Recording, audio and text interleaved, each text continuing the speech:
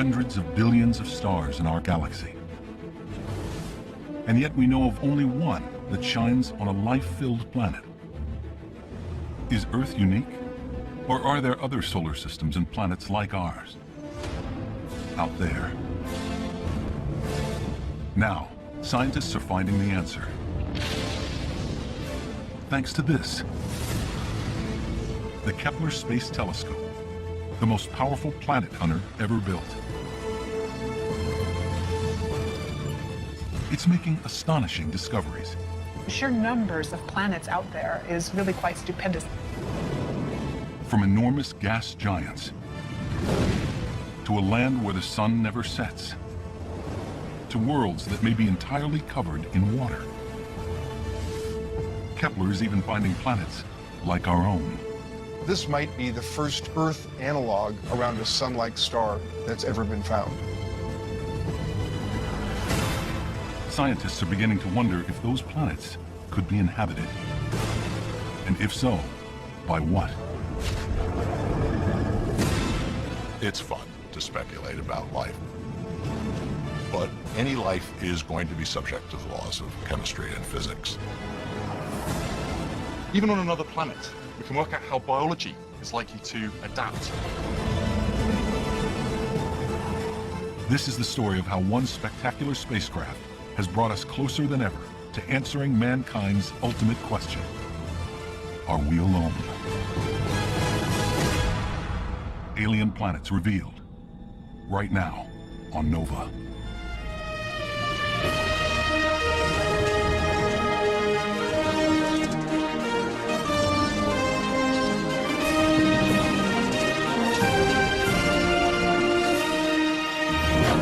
Major funding for NOVA is provided by the following. The David H. Koch Fund for Science, supporting NOVA and promoting public understanding of science. And by the Corporation for Public Broadcasting. And by contributions to your PBS station from viewers like you. Thank you. Additional funding is provided by Millicent Bell through the Millicent and Eugene Bell Foundation. 22 seconds. The most ambitious planet hunter ever built sits on a launch pad at Cape Canaveral, Florida. T-minus 5, 4, 3, 2, engine start, 1, 0. Over 2 decades in the making, it is about to radically alter what we know about our galaxy. 0, 3. Running out of the solids. Look for separation. Meet the Kepler Space Telescope. Its mission, to detect alien worlds orbiting distant stars, and to discover if any of them could be a suitable home for life as we know it.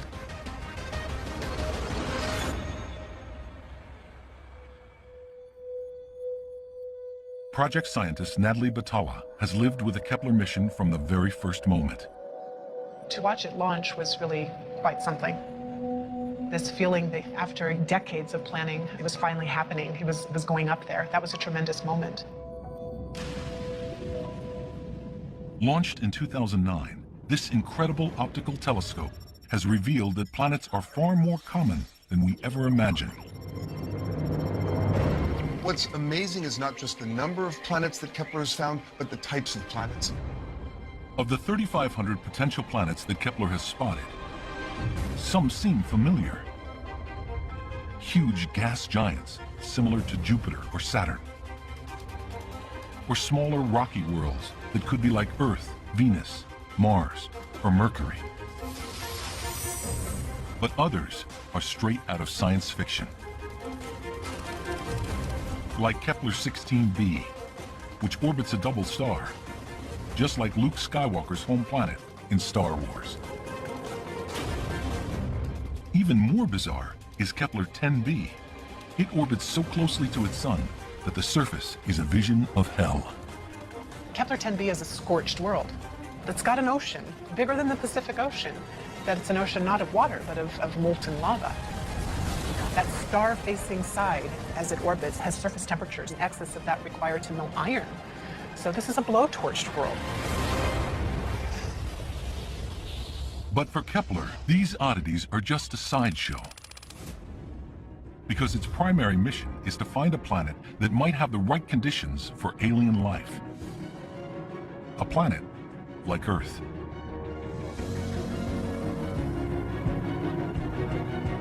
Now, Kepler might be closing in on just such a world. The Kepler data suggests that potentially habitable planets are out there. And applying the principles of biology and evolution, scientists are even beginning to guess how ETs could have adapted to their environments. The best speculation recognizes that there are rules to the game.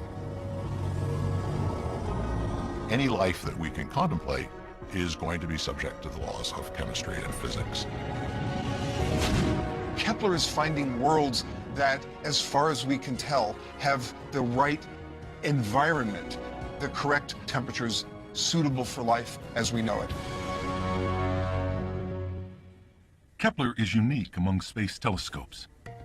Unlike the Hubble, which turned its gaze far and wide and sent back stunning images of the cosmos, Kepler is designed to stare fixedly at one small patch of sky, taking the same snapshot day in and day out for years on end.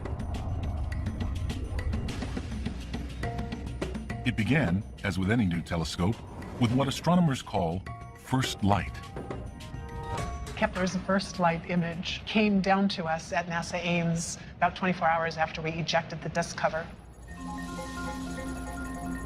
As it filled my computer screen, the image that came to my mind was like champagne filling a glass, with all of these stars being the little bubbles. It was very exciting. Every single tiny dot that you see is a star that is in the field of view of Kepler. Kepler's focused on a small patch of sky near the constellation of Cygnus the Swan. In that area of sky are 4.5 million stars in our galaxy alone. But Kepler isn't looking for stars. It's looking for planets that orbit the stars. But that's a problem, because Kepler can't directly see planets. Planets are much smaller and dimmer than stars. They get lost in the glare. So Kepler's looking for something called a transit, which occurs when a planet passes in front of the star. As it does so, it dims the light by a fraction. That dimming is what Kepler is designed to detect. It's a principle that can be illustrated with a distant tower and a spotlight. Okay, let's imagine that there's a moth flying around that spotlight. Could we ever hope to see the moth? No way. The moth, although it does reflect a tiny bit of the spotlight's light, it's far too feeble for us to see that. Since the light reflected off a planet is typically 10 billion times fainter than the light emitted by its star, detecting a planet might seem impossible. But Kepler has a way around that problem. If the moth passes in front of the bright light, a little bit of the light that was going to reach us obviously gets blocked by the moth. Then we are able to detect the moth by measuring very carefully that very subtle change in the total brightness of the spotlight. The bigger the moth, the more light it blocks, and the more the light dims. In exactly the same fashion, that's how we can detect small planets orbiting other stars and even measure their sizes. That's Kepler's primary mission, to watch thousands of stars for signs of a transit. Scientists plot the brightness of each star in Kepler's view on a graph to see how it changes over time. This is an actual plot of one star over 2 weeks. Sure enough, every 3 days there's a tiny dip in brightness, revealing a planet orbiting the star once every 3 days.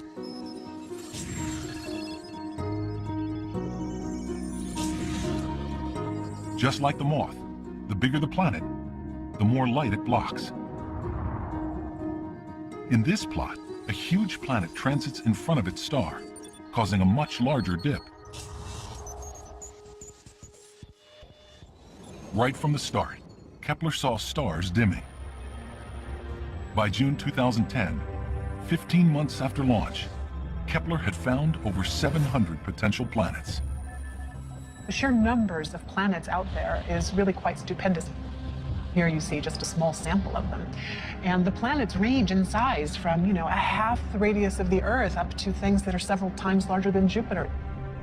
Already, Kepler's discoveries are changing what we know about alien planets. Kepler has revolutionized our view of planets and planetary systems in our galaxy. It turns out that any kind of planet is possible within the laws of physics and chemistry. Any planet you can conceive of can exist in any location in a planetary system. Extrapolating from the Kepler data, some estimates put the number of planets in the universe in the trillions. But what everyone really wants to know is, do any of these planets have life?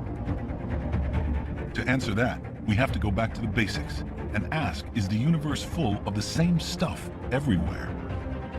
Are the elements needed for life as we know it commonplace? The lightest elements, hydrogen and helium, were made in the moments after the Big Bang.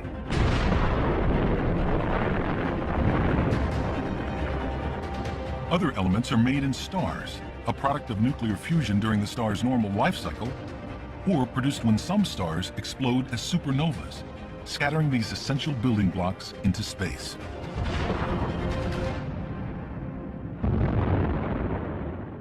Every molecule in your body, every element in your body was generated sometime in the distant past by processes within stars.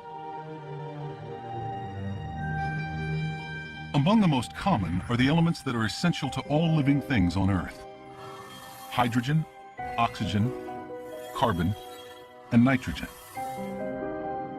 Life could be anywhere or everywhere in our galaxy. But where should we look? Since planets are proving to be so abundant, Chris McKay thinks we might as well search for life that follows rules we already understand. I know how to search for organic material. I know what the signatures that would be important are. So the search for life starts off following water, following carbon. Not because we can prove that that's the only way to do it, but because that's the only way we know how to do it. Sifting through the Kepler data, scientists have made a deliberate decision to look for planets that resemble the one place they know can sustain life: the Earth. We know that the Earth is habitable, indeed inhabited, and so surely there's some drive to find another Earth-like planet elsewhere in the universe. Humanity is on a quest to find life. Kepler's objective is first to find out if planets like Earth, where we have this one example of life, if planets like that exist.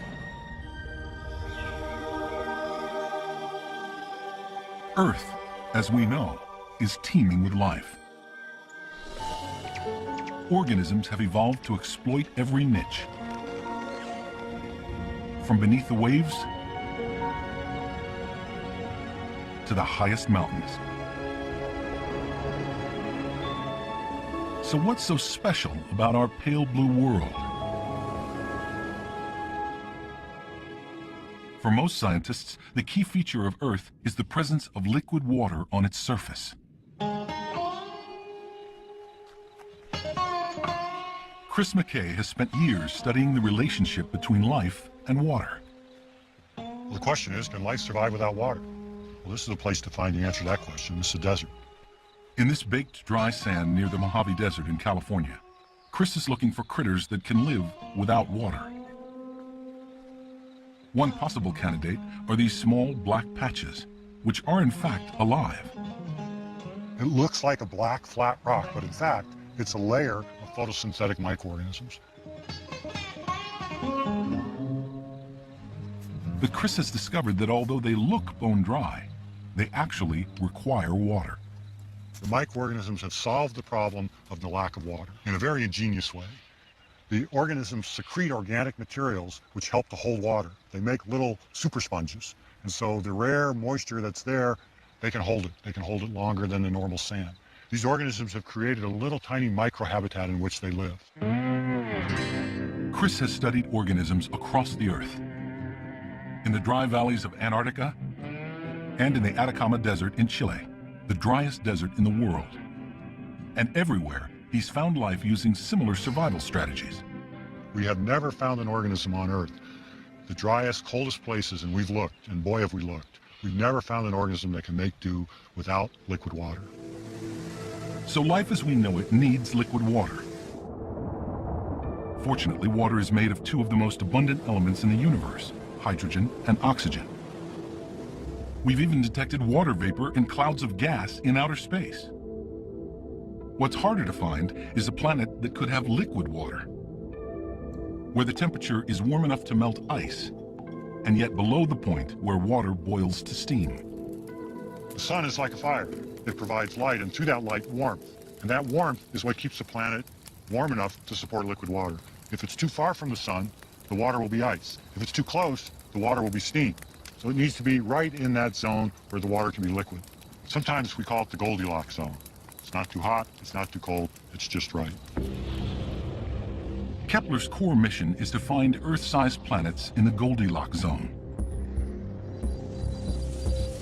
Remarkably, this data that shows the timing of each transit is also the key to finding out how hot a planet might be. The more frequent the planet transits, the hotter it is. When a planet is very close to the star, it's going around quite rapidly. The period is very short. It can go around in weeks even around the central star. As a planet is further away, it takes much longer. A planet that orbits once a week will be close to its star and very hot. A planet that orbits every 10 years will be very far away and too cold.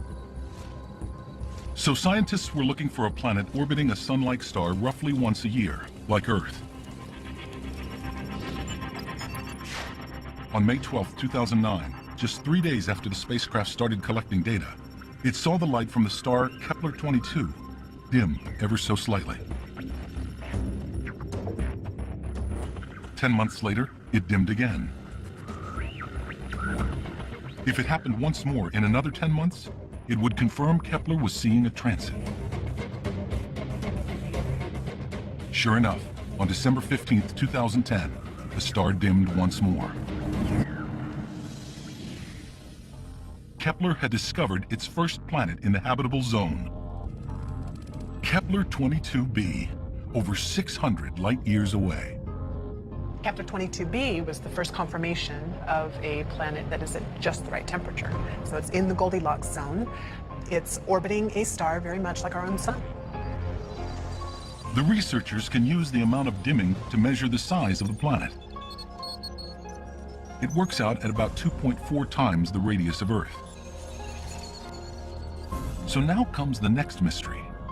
What kind of planet is KEPLER-22b? What is it made of?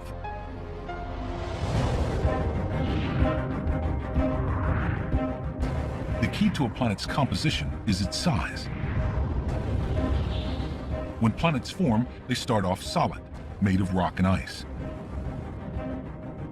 If they become big enough, they're able to hold on to huge amounts of gas, hydrogen and helium the most abundant.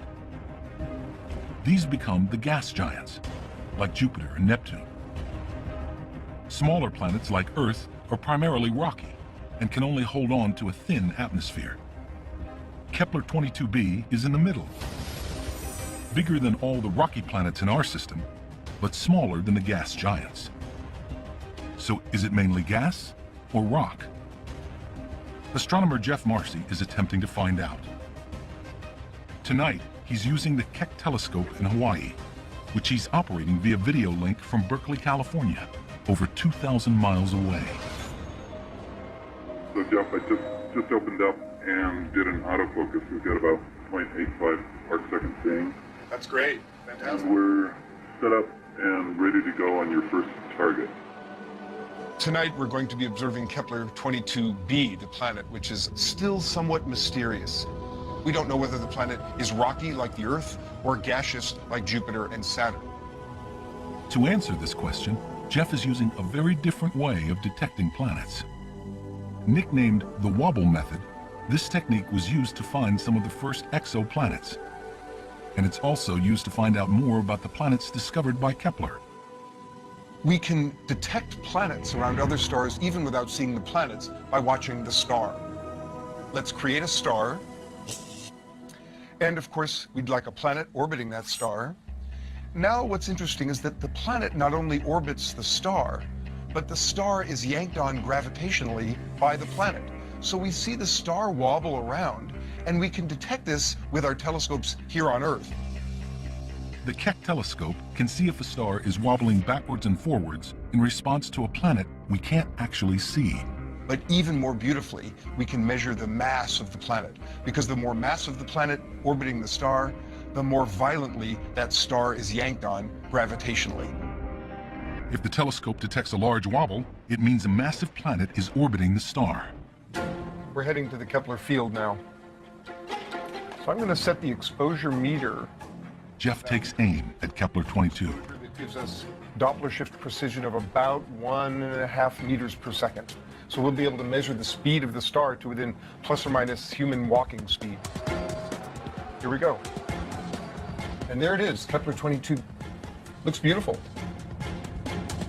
Even with this high level of precision, Jeff fails to find a measurable wobble, which means that the planet is not extremely massive.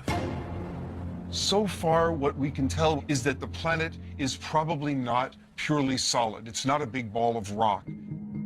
Kepler 22b could still be a gas world, a kind of mini Neptune. But there's another possibility that's even more intriguing. This planet might be unlike anything in our solar system. A water world. We do know that as long as the planet is over 7 times the Earth's mass, it could possibly have liquid water at its surface. So Kepler 22b, despite being a relatively big planet, is still in the potentially habitable category. From the study of other planets, all of those somewhat larger than Earth planets have lots of water and also perhaps some atmosphere. So by association, the bet is that Kepler 22b will be a rocky planet with a very dense and thick ocean. If Jeff is right, this would be a planet completely covered in water. It's the perfect planet for a paddle. Jeff can imagine what it would be like to kayak on Kepler 22b. If you were kayaking on Kepler 22b, you'd look overhead, you'd see a host star that would remind you of our own sun here, a yellowish star about the same size as our sun. The gravity of the planet might be a little higher, a little lower than the Earth, but not so different. But look beneath the surface, and this ocean is unlike anything on Earth. The ocean would be thousands of kilometers thick. There would be no ocean floor to dive down and visit because it would simply be too far away.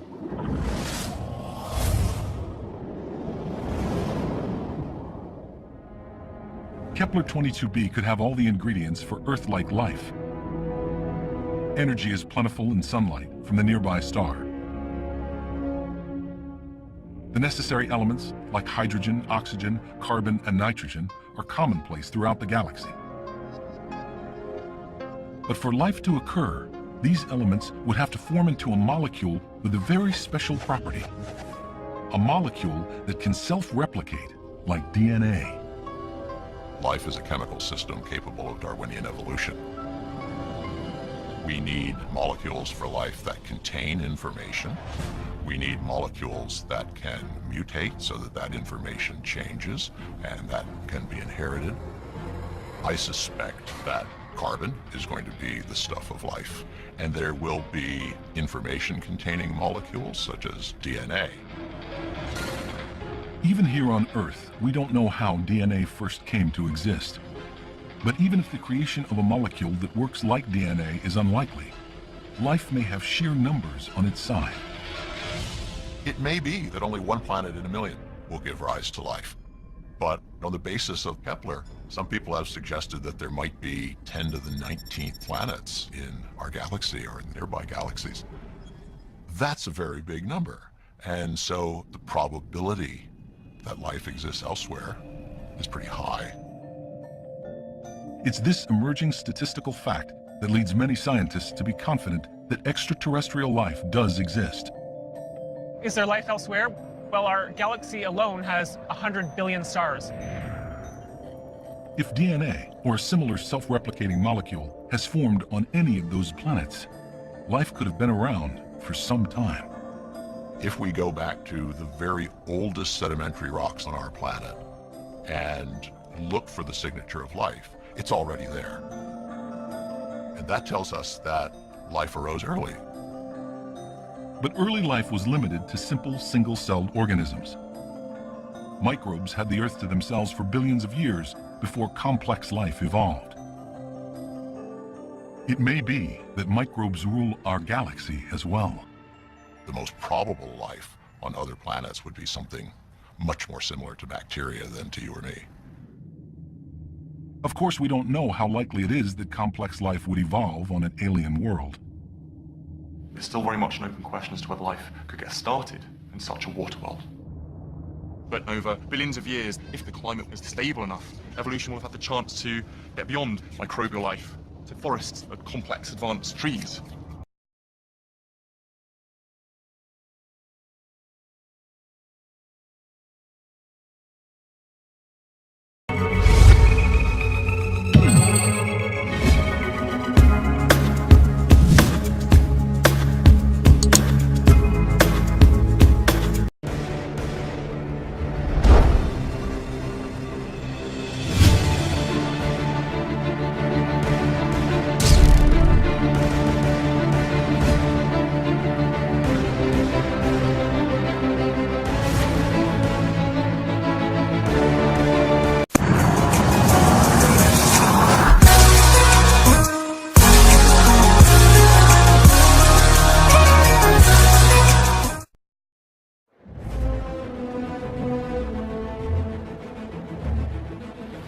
Hundreds of billions of stars in our galaxy.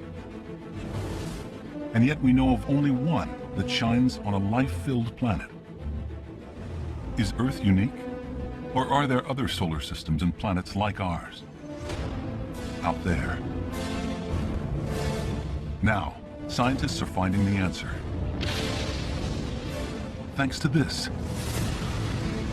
The Kepler Space Telescope, the most powerful planet hunter ever built. It's making astonishing discoveries. The sheer numbers of planets out there is really quite stupendous. From enormous gas giants to a land where the sun never sets, to worlds that may be entirely covered in water. Kepler is even finding planets like our own. This might be the first Earth analog around a sun-like star that's ever been found. Scientists are beginning to wonder if those planets could be inhabited. And if so, by what?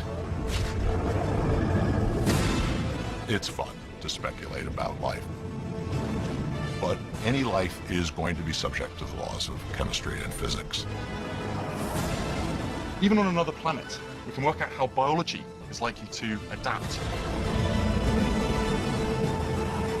This is the story of how one spectacular spacecraft has brought us closer than ever to answering mankind's ultimate question. Are we alone? Alien planets revealed. Right now on Nova.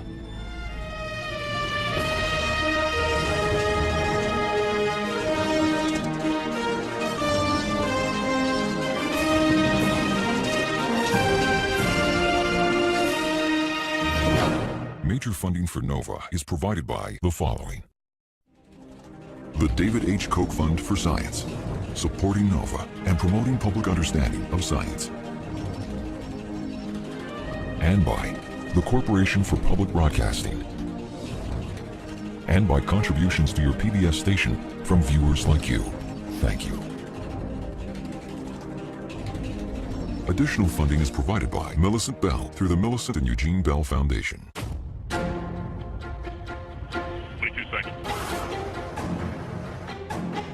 The most ambitious planet hunter ever built sits on a launch pad at Cape Canaveral, Florida.